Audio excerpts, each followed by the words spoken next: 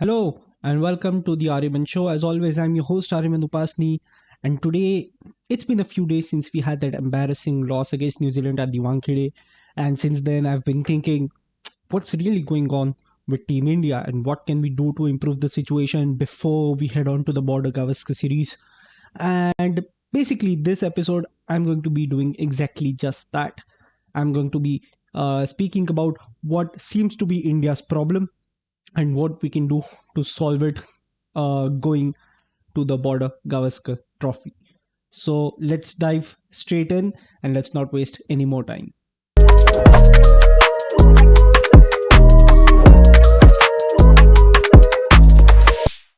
So it's been a few days since we were whitewashed by New Zealand at home. It was the first time we were whitewashed. We were beaten 3-0 in a test series with more than two tests. It was the first time in the past 12 years that we lost a test series at home. And it was also the end of an 18 test series winning streak that India had accumulated since 2012. These are some records that Rohit Sharma, Gautam Gambhir, and the entire Indian team have achieved in the past month and a half. And in the aftermath of achieving these records, a lot of questions have been asked, not just to the management, but to the players as well, and directly to the captain this time.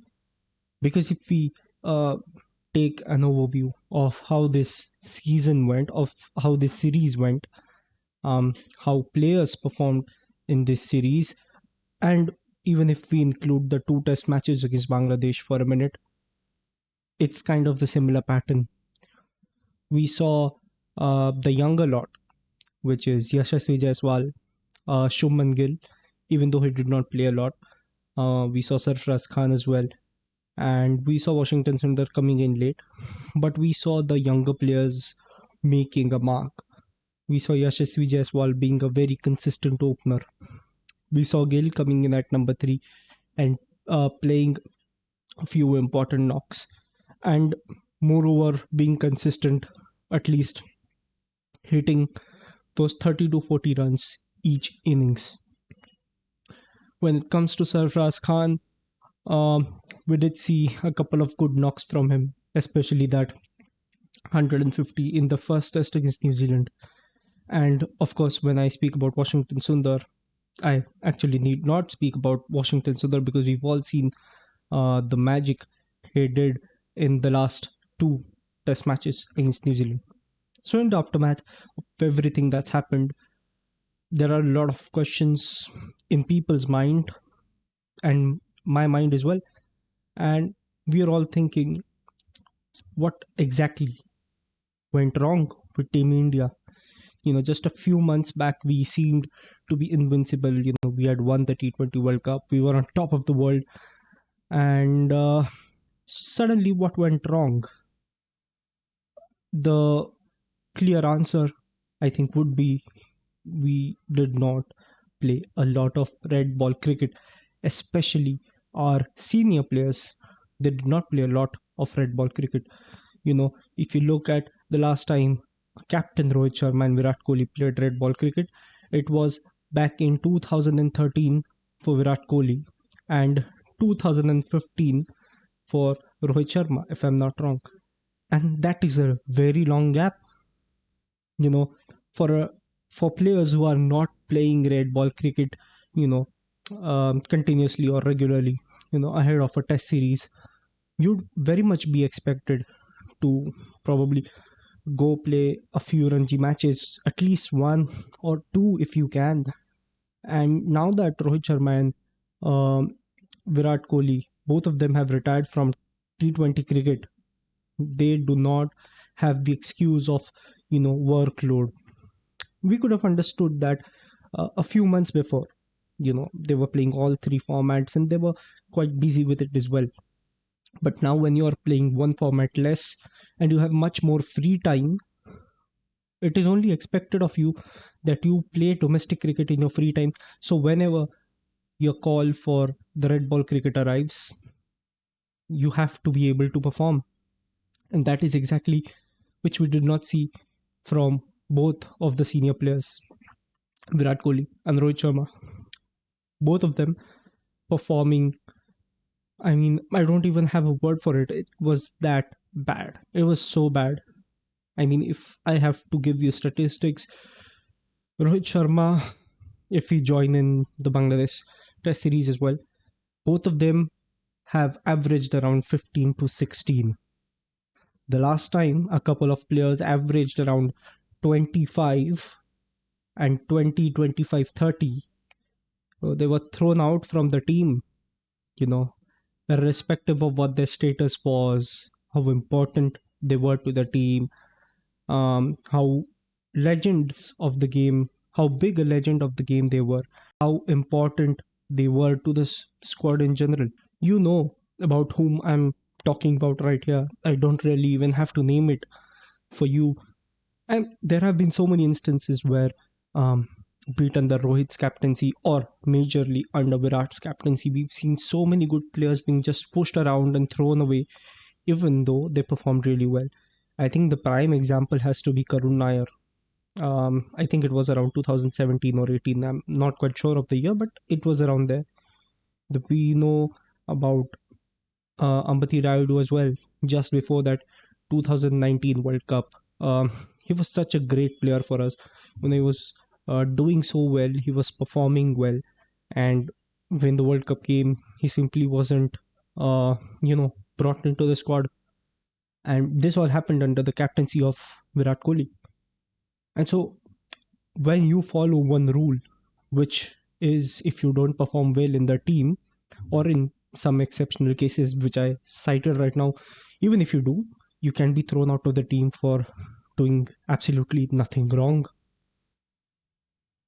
In the most recent cases, we can see Shreyas Iyer and Ishan Kishan being fed to the dogs by the BCCI, by the management under Rahul Dravid and Rohit Sharma, for apparently not playing domestic cricket in their free time, whichever they had. And the only question I ask myself is, why not the same treatment for these two players? Is it just because one of them is Virat Kohli, one of the greatest players of all time, and the other is Rohit Sharma, your current captain of all three formats, now two formats? So why the discrimination between Shreyas Iyer and Rohit Sharma and Ishan Kishan and Virat Kohli? So I don't uh, have the answer to that, and that is a question I ask. And I think that should not happen. I think the rule should be very uniform for everyone. I think the rule should be uniform for Rohit Sharma and Virat Kohli as well. If you do not perform well, your average is 15 or 16. You absolutely do not have a place in the team unless you show you can suddenly improve. If I'm not wrong, India were supposed to have a warm up match against India A before the start of the Test series in Australia on November 22nd. So they were supposed to have a warm up match before that. But under Rohit Sharma's insistence and, of course, Gautam Gambhir's approval to it, they cancelled it, citing they needed more time in the nets. Now, spending more time in the nets makes sense because at the end of the day, in the nets, you are practicing your techniques, you're developing your techniques, you're improving your techniques, you're improving things that you might have been doing wrong. Let's say in the New Zealand series or in the Bangladesh series, which Rohit Sharma and Virat Kohli have been doing. So you do need to improve. So that's a fair, fair thing to do. But I don't believe what a fair thing is cancelling that warm-up game. No matter how much time you actually spend in the nets, you can't really judge a player by how good he plays until he actually plays in a match. And that is what should have been done. Team India and India A should have been made to play a match against each other. Not only would then you would be able to judge Rohit and Virat's form in Australia, but also, as I read somewhere, Sunil Gavaskar said that would be very helpful for the young players who are coming to Australia for the first time. Yashasvi Jaiswal or uh, Sarfraz Khan, and even though Gill and Washington Sundar, they've been to Australia multiple times before. Washington Sundar was uh, playing for India the last time India came to Australia. But again, that would be very good experience for them in Australia, because Washington Sundar hasn't played in Australia in three and a half years. He played Test cricket for India after almost 3 years this year when it was against New Zealand. So I do agree with him that it would be a great decision. And of course, when you add uh, the fact that it would also have provided as a practice match for Rohit and Virat, that should have been done. All that said, this will be controversial. I mean, this will be too harsh. Uh, but I feel if Rohit and Virat do not perform, let us forget that one is probably one of the greatest cricketers to ever live, and one is the captain of the Indian cricket team. And you have to drop them. No questions asked. You cannot have an individual over your team. If you want to talk about the New Zealand series, let's talk about it. I think the biggest problem why India lost the New Zealand series is because we had two constant non-performing assets in the team. Sure, we've had plenty of collapses, you know, be it in the first game where a tactical mistake from Gambhir and Rohit Sharma, they decided to bat first on a very seam-friendly pitch, which to be honest should not have been a problem for India, but it was. Okay, you can accept that. Okay, it's a one-time mistake. Okay, maybe it's a one-time collapse that has happened. It's bad, but okay, it can happen sometimes. So that happened, and the every other time after that, if you see, uh, Rohit did not perform. Virat did not perform. The only time Virat performed was in the first test where he hit that 70. But again, he got dismissed before the end of the day, and we all know what happened later. Coming back to the third test series, day 3, India need around 147 to win. Easy target 100, under 150. I'm thinking, okay, we can actually win this game, ease off pressure from the Australia series. After all, India do need to win 4 test matches to qualify for the WTC final. So I'm thinking, okay, India probably will win one test against New Zealand, and they would aim for the 3 test matches against Australia out of 5 this time. So that would have eased the pressure of the Indian cricketing team. But on the off day that Yashasvi Jaiswal does not play, Gill does not play, Sarfraz Khan does not play, Jadeja does not play, Ashwin does not play, you're suddenly all stumped. Rohit Sharma tries to play an attacking shot, top edges the ball, gets out. Virat Kohli, for the second time in the series, makes a disastrous decision to take a run and gets himself run out.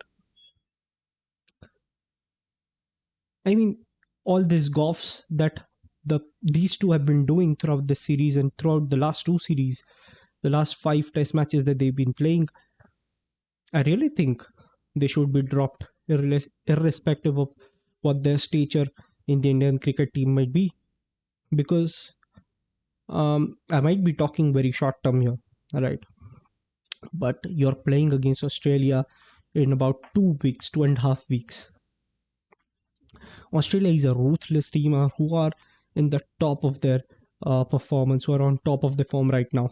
You take this team to Australia with 2 non-performing assets, they're going to screw you all over, and it would not be a pleasant sight to see. So India really do need to think. I think Gautam Gambhir really needs to do something about this. Before he became a coach, he did a lot of time, commenting on things in the media and in the press and everywhere.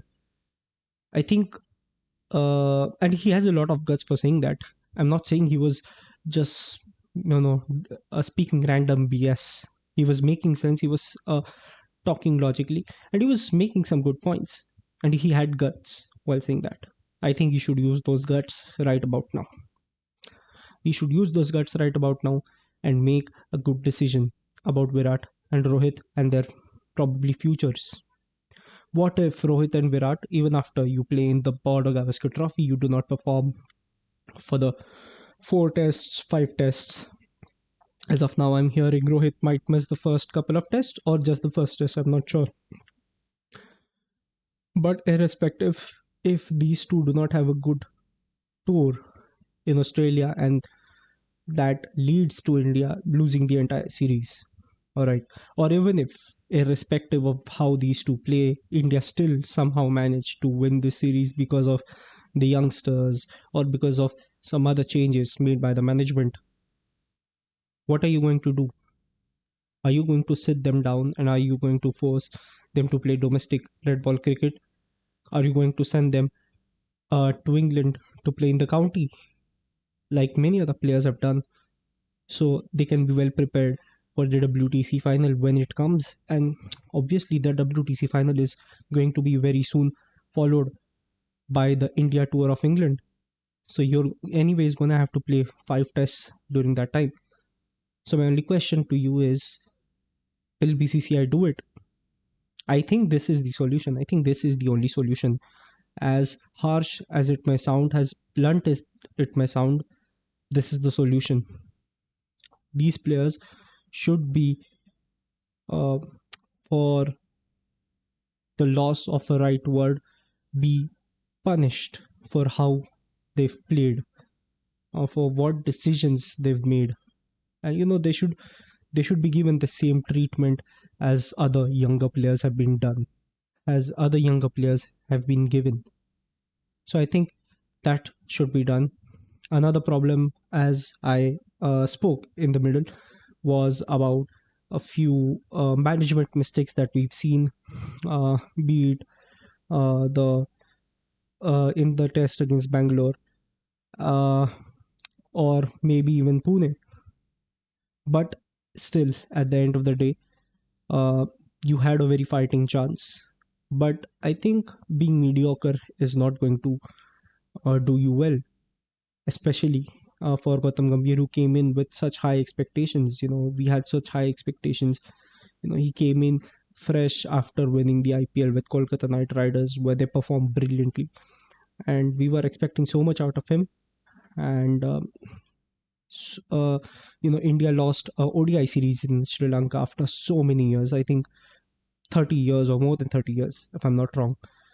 Um, then India lose a test series in India after 12 years in 18 test series. So a lot of records have been broken. Not great ones, not good ones. Only bad ones have been broken yet. But I still do have hope. And I hope that Gautam Gambhir, with the expectations he came in, the quality of cricket that he has promised us, it does deliver. Be it the decision of maybe dropping Rohit or Virat, or uh, in my opinion, bringing KL Rahul back. That should be one thing that Gautam Gambhir desperately needs to do.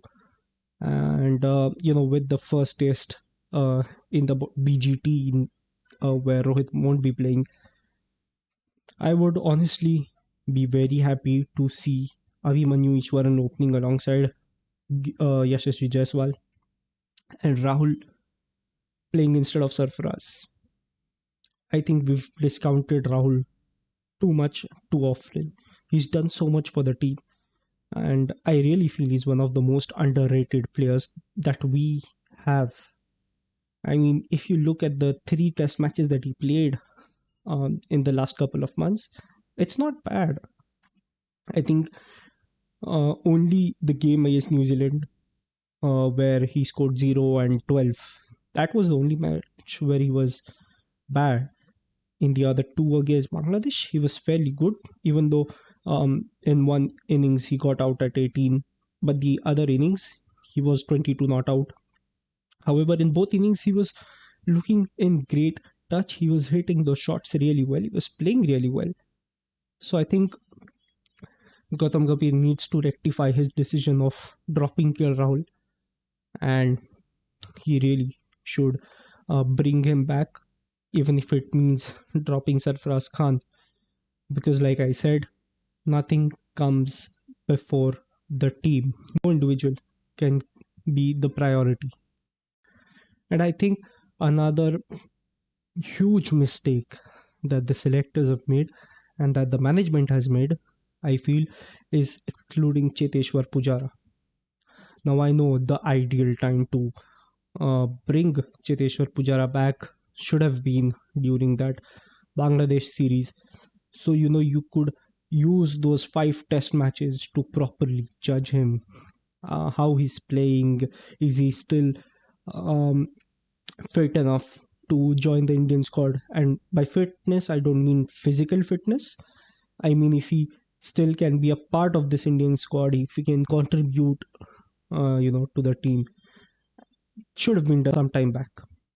And now that we're going into Australia with such a weak team, I think selectors need to take a call and bring back Pujara, because he was the person along with Ajinkya Rahane who batted and exhausted the bowlers. He wore them down. The last Border Gavaskar Trophy, as well as the one before that, which we played in Australia, the 19 one and the 2021.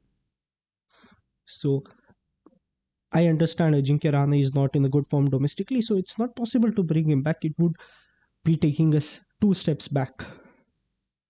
But at least been Cheteshwar Pujara, who's been good domestically as well as in the county cricket. He's played in England, he went to county cricket, he played there, he played well, and he has the figures to show you. So I think he should be brought in as well. And he would be the best decision that this management can make um, ahead of the Border Gavaskar Trophy. Another thing that the management, especially the scouts and the selection committee at BCCI and even the coach, they must undertake it very seriously, is to scout for some proper Test cricket players. Um, because at the end of the day, we no longer have Test cricket players like Pujara or probably like Rahane. Rahane might have played a lot of ODIs and a lot of T20s for India, but at the end of the day, he was a great Test cricket player. He knew how to play Test cricket. He knew those tricks. He knew those hacks of you know playing Test cricket. He had the mentality of a proper Test cricketer, same as Pujara. And I think BCCI should do a decent job, send scouts around, and they should find young players who can be very good Test cricketers, even if it means them playing one format, just Test cricket for India. BCCI must do it. BCCI must help players develop that mentality of Test cricket.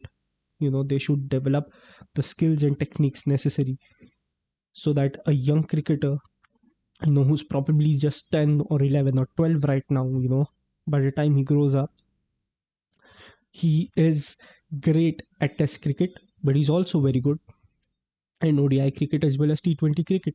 Because as things are happening around us right now, we can see a lot of budding cricketers aiming for T20s and ODIs, a few of them ODIs, and there's a very rare bunch that even thinks of being a Test cricketer. You know, the youngsters, they do not have the resilience or the perseverance to become a Test cricketer. They do not have that patience to be a Test cricketer. And I think BCCI needs to do something about it. And I'm not just talking this short term, for the Border Gavaskar Trophy. I'm talking about this long term, because believe me, 2025 is going to be the end of Rohit and Virat's Test career. Call it a prediction, all right? I'm not saying uh, this is something magical or they're going to be dropped, but I have a very good feeling that 2025 would be the last year for both of them as Test cricketers. Both of them would still go ahead and play ODIs, but as Test cricketers, I feel this could be their last year. So for that post 2025 scenarios, uh, BCCI should start working on for right now, so that they could at least phase out, these two super seniors, because they leave a lot of legacy behind, and they have Any player which comes in has huge boots to fill. So BCCI really needs to do a good job, you know, to find those players, to develop them, train them, um, develop their techniques, and then put them in the squad. I also kind of want to talk about Jadeja and Ashwin. You know, these two players, they're still as awesome as ever. Just when I thought Jadeja was not his old self, he comes at Wankhede, he takes, I think, 2 5 wicket hauls. He takes 9 or 10 wickets in that test match. I'm not remembering it correctly, but he does a brilliant job. Washington Sundar, obviously. But the reason I speak about these two is because they're senior players. Sooner or later, probably within the next 1 year or maybe 2 years at max, they're going to be leaving Test cricket. So again, uh,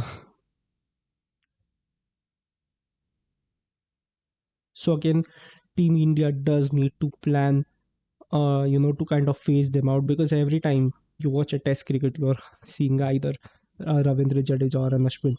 So I think probably in the future Test tours, maybe after England, I'm not saying Jadeja and Ashwin should not be taken to the India tour of England. That would be a very bad decision. But Test match or Test series after probably the England tour, these two players should also be phased out a bit, so you can bring in young players who will have that experience. And at the same time, I do feel uh, Jaddu and Ashwin, probably since after the BGT, they won't be playing a lot of cricket.